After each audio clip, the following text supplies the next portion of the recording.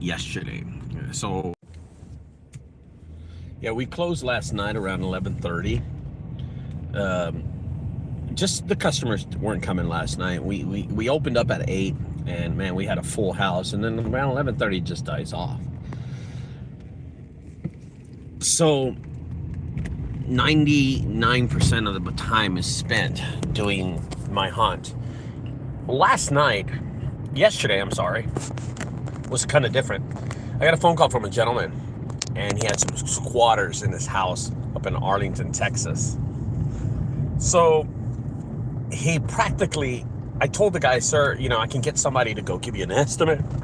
I was going to get somebody like Carlos or Sergio, some of the guys that I work with, right, to just go give an estimate. I didn't want to go. And he said, well, I'd like for you to come. I've seen your videos. I appreciate it. You helped out. And that's where he said, you helped out one of my relatives one time before. They were in a dire straight situation. So I'm like, okay, now I got to go. So I told the guy, listen, I'll be there early in the morning, 9 o'clock in the morning. That's what I do. I drive down there, and sure enough, he's got 3 young squatters, young little white boys in his house. And apparently the broken window jumped in his house. And he said, well, can you give me an estimate? They messed up the whole house and this and that. And I said, sir, and this is where he got me. He said, can you tell me the eviction process or how it works? And, how do I follow the law? I don't want to do it. I said, sir, there is no eviction process anymore. It's Texas. And he goes, excuse me? I said, sir, all you have to do is come in here and ask them to leave. And they don't want to, just move them. And he's like, what? And I said, yeah. And he goes, hold up. So I see him get on the phone. And he's a young cat. I guess he was I don't know. This dude is big. He's a big guy. First of all, I should have came with that. I should have told you that he was a big dude. He gets on the phone, and I'm waiting for him, and he goes, listen, I'm going to get the door open. I'll be back in a minute. About 30 minutes later, and I don't want to waste his time. I'm like, dude, I got to go. And I just don't want to be rude.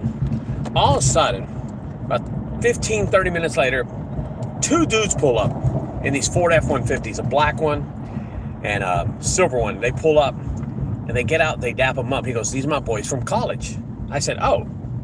He goes, you're sure about this law? I said, sir, I don't do evictions like I used to because of this law that you can just go in.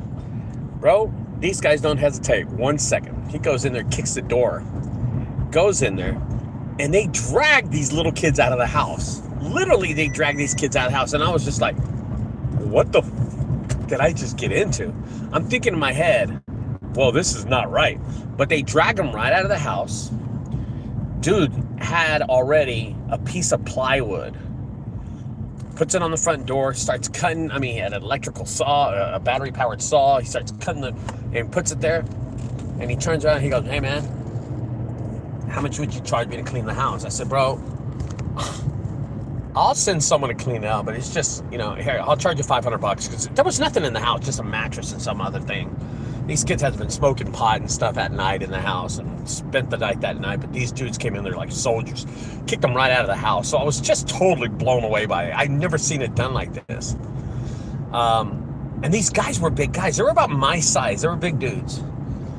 And they go in there with like blazes of glory to kick these kids out. And they kicked out 3 kids. It was 3 of them, and they kicked out these 3 white boys. Guy turns around and he goes, hey, man, I just want to tell you I appreciate it, man. I thought it was going to cost me thousands of dollars. I had read about it. I said, well, you should have said online that you're not supposed to follow the law. There's no law in evictions and stuff. And then I'm going to get to the story just now. And he goes, yeah. He goes, this guy reaches in his pocket, and he gives me $300. He goes, hey, man, here. And I said, no, what's this? He goes, no, man, that's just for letting me know you were honest with me. You could have shitted me around, charged me $5,000, and I would have paid it. And then that's when I was like, fuck. Damn, I just lost $5,000. Anyway, the point of the story is, I haven't got an eviction in the past, 8 months, maybe 9 months. I used to get evictions like they were just junk removals all the time. I used to get these evictions like they're going out of style. But now with the new state laws that they got, that Oklahoma and Louisiana also picked up, and California started doing that too. Now you could just go in there and kick people out. There is no law. There is no paperwork. that you have to fill out. You go in there and kick them out. You could call the police. They'll kick them out too. But these guys took it upon themselves to just kick ass and take names and get them out of the house. You know, I don't know in what state you're watching this video, but I could tell you this. In the state of Texas, evictions, you pick up the phone, you call a cop, you tell them someone's in your house. It's like a break-in. And you can charge them with a felony. It's weird, but I told this guy, there's no paperwork you fill out. You just call the cops, and he goes, no, I'll take care of myself. Gets on the phone, calls his homeboys. His homeboys pull up in a silver and black F-150, and they get out plywood. Bro, these guys had everything ready, and they start, dude, it was over. So I heard the story. He said his grandma had left the house to him, and he wasn't around. He's way on the other side lives in Colleyville, and this house is like way on the other side of Arlington, and he doesn't come here very much. He didn't want to sell the house because it was his grandma. His grandma raised him, and now he wants to get rid of the house. Now, at this point, he wants to get rid of the house because there's squatters in it. They kind of like, he said, they kind of infected the house, you know what I mean? Having squatting there. It was kind of disappointing. It was disappointing. But the guy tipped me $300, man, for doing nothing. And then I started thinking how slow it is out there in the junk removal world. And I know it's slow, bro. I know it's slow. So if you're new to junk removal, I'm going to tell y'all something really quick. If you think it's slow right now, wait until November rolls around. Wait until the holidays kick in. Then you're going to realize how slow it is. Because, boy, it gets really, really slow. These months come around, and I'm going to tell you, they are hard. The holidays are hard on junk removal companies. So I'm gonna say something. I've been doing this for such a long time in this junk removal world. And the fact is this. Nobody's gonna tell you this, but I'm gonna tell you this. Because I'm straightforward with people. The fact is that during the summer, March, April, May, June, July, June, you made a lot of money in junk removal. You were new to this business. You made a lot of money in this business. You're able to save some money and kind of maybe show off some of the money. And then you went and bought a truck and a trailer because this was never going to end. Apparently, you thought the cheer squad was going to happen the whole year. And it's just not true, guys. There are many slow times in this business, and right now it's coming up. October is one of the worst months in junk removal. October, November, December. They're pretty bad. January is not the greatest either. Now, here's the exception. There are companies out there that have good months. Trust me. And I know that for a fact, that there are companies that have really good months during the holidays. Trust me. Slow times affect every company, every small business. Slow times happen sometime throughout the year. Now, and this is what I want to tell you. This is not a plethora of a business where you're just going to sparkle for the next 5 years and every month it's going to be good. Come on, guys. I'm not an idiot. Don't think you're watching this video and going, oh, Ricardo, he doesn't know what he's talking. Dude, get out of here. I've been doing this 18 years. This is a joke. Actually, on November 1st, it will be 19 years I've been doing this. So, I know the business. I know this business of junk removal, okay? I know this business. And you cannot tell me it doesn't get slow for you, okay? Okay, here's a great one for you.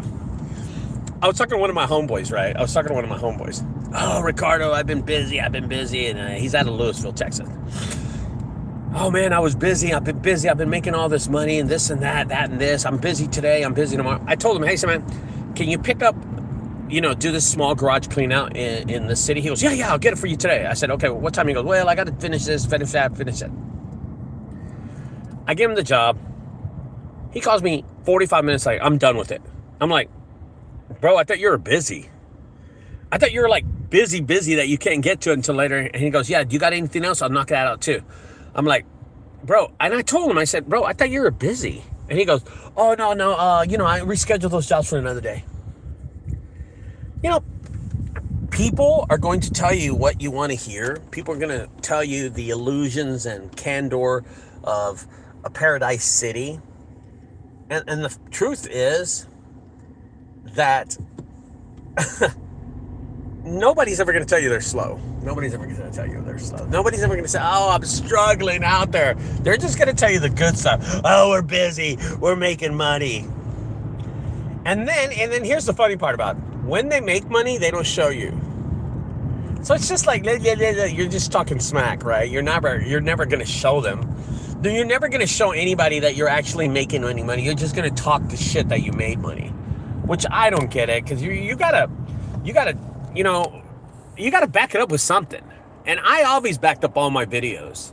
I've always backed up everything with all my videos. When you see me doing a $25,000 clean out, it's because I've recorded the whole damn thing and I'm showing it to everybody. So that way everybody can just be like, oh, this guy, right? Like I care, because you're in another state talking shit. This isn't about that. This is just telling y'all about the fact is you will get slow in junk removal. You might be busy right now. Trust me, the slow times are coming. Everybody gets slow in junk removal. My business gets slow in junk removal, but I've been doing this so long that when it does get slow, oh shit, that when it does get slow, it doesn't happen. It doesn't happen for such a long time, because I got these contracts, these commercial contracts. Oh Jesus, they save my day. They save me all the time. Just be aware that these evictions that used to be in your state or your city are not what they are anymore. I used to get them all the time, and it sucks that they're gone, because they were big paydays for me. But I'll make them up some other time. I'm not worried about it, man.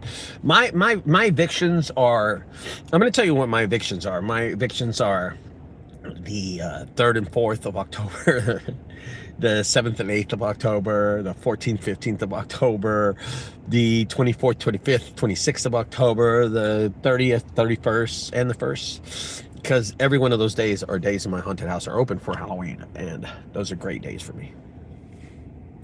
So anyway, guys, I'll talk to y'all later. Don't forget, subscribe to my channel. I'm still here. I've just took a little month off right now because of this reason. And the reason is I do my other business, my secondary business. Oh, by the way, who opens another business and closes down their original business?